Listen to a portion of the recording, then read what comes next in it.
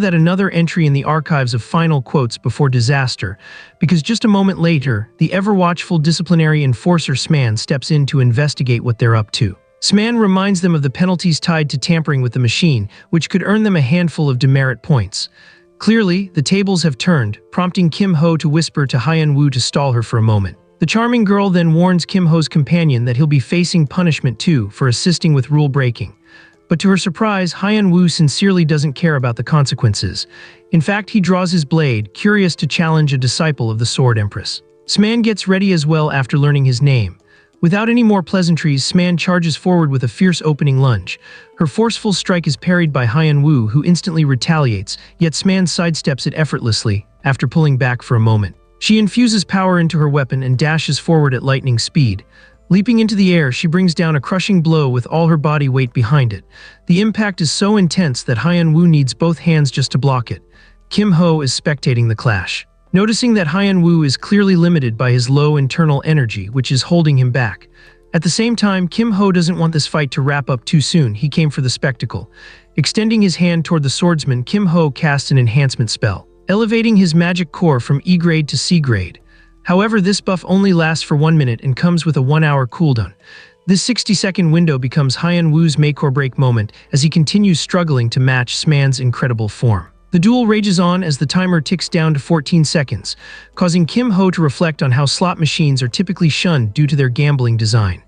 However, there's a detail that players aren't aware of: a built-in mechanic that ensures a jackpot reward. Think of it like the pity system in a standard gacha game. At the start, players are given a total of 5 coins, and right now Kim Ho is on his 5th and final spin.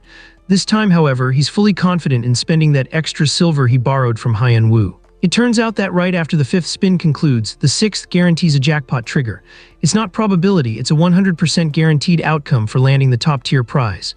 The machine finally delivers its most coveted reward, the Dark Ice Crystal, rated at grade C. The item, however, comes with a built-in risk. If misused, it could kill the user.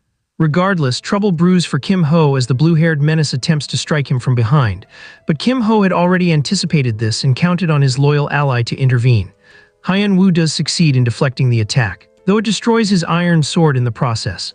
The 1-minute duration ends, but to Sman's disbelief, Kim Ho goes on to consume the Dark Ice Crystal despite its warning label. Immediately, the system inflicts a frozen status on his body.